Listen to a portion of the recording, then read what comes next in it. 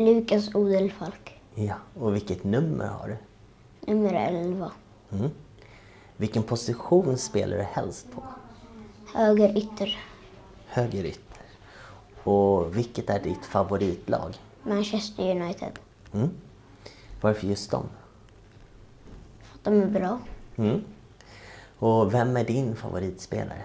Thiago Dalot. Mm. Är han den bästa i hela världen? Mm. Mm.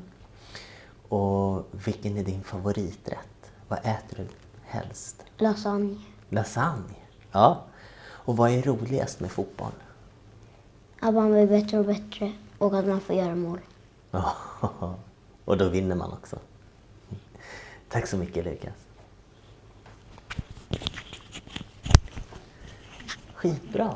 Det var jag som hade